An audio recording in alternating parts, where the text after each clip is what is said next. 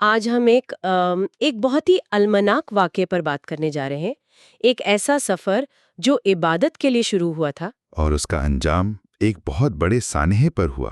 جی، 17 نومبر 2025 کو سعودی عرب میں مدینہ کے قریب حیدرآباد سے عمرہ کے لیے آئے زائرین کی ایک بس ایک ٹینکر سے ٹکرا گئی۔ یہ کوئی معمولی حادثہ نہیں تھا، اس میں 45 لوگ اپنی جان سے ہاتھ دھو بیٹھے۔ اور ان میں خواتین اور بچے بھی شامل تھے۔ بالکل، اور یہی بات اس واقعے کو صرف ایک خبر سے بڑھ کر ایک بہت گہرے مسئلے کی طرف اشارہ بناتی ہے، یعنی سعودی عرب میں روڈ سیفٹی کا مسئلہ۔ صحیح۔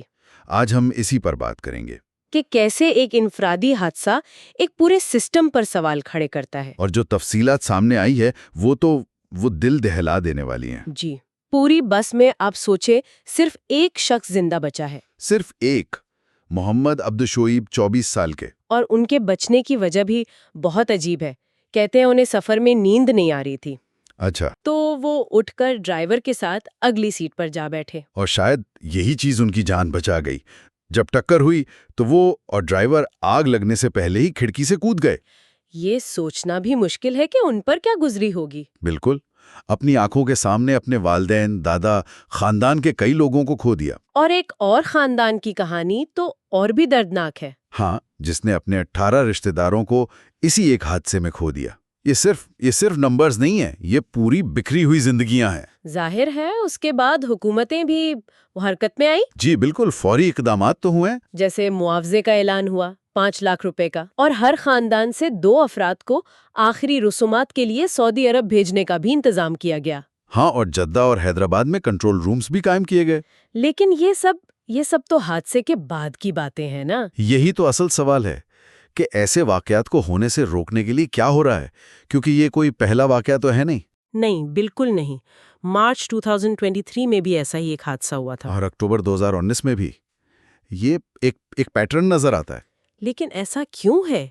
عالمی ادارہ صحت یعنی WHO کے اعداد و شمار تو کافی حیران کن ہے۔ بہت زیادہ تشویشناک ہیں۔ ان کے مطابق سعودی عرب میں ہر 1 لاکھ کی آبادی پر تقریباً 25 اموات سڑک حادثات میں ہوتی ہیں۔ 25!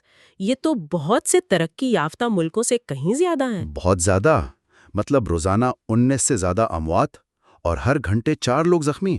تو کیا وہاں قوانین نہیں ہیں یا لوگ عمل نہیں کرتے؟ دلچسپ بات یہ ہے کہ قوانین بہت سخت ہیں۔ اچھا۔ جی، تیز رفتاری پر 300 سے لے کر 2000 ریال تک جرمانہ ہے، سیٹ بیلٹ پر 150 ریال اور ریڈ لائٹ توڑنے پر تو 3000 ریال تک۔ اگر قوانین اتنے سخت ہیں اور جرمانے اتنے زیادہ تو پھر مسئلہ کہاں ہے؟ دیکھیں، یہی سب سے بڑا سوال ہے۔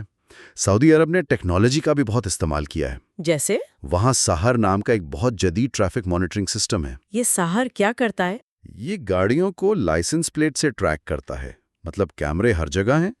تو پھر لوگ بچ کیسے جاتے ہیں؟ لگتا ہے کہ ڈرائیورز، خاص طور پر کمرشل گاڑیوں کے، وہ اس سسٹم سے بچنے کے طریقے نکال لیتے ہیں، یا شاید دور دراز علاقوں میں مانیٹرنگ اتنی سخت نہیں ہے۔ اور خود گاڑیوں کی سیفٹی کا کیا معیار ہے، خاص طور پر یہ بسیں؟ گاڑیوں کے لیے بھی GSO یعنی گلف سٹینڈرڈز موجود ہیں۔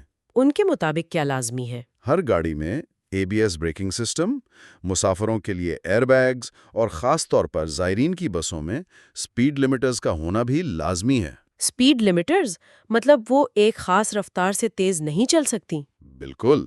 تو یہ سب سننے کے بعد تو یہی لگتا ہے کہ کاغذ پر تو سب کچھ بہترین ہے، سخت قانون بھی، جدید ٹیکنالوجی بھی، حفاظتی معیارات بھی۔ جی، سب موجود ہے۔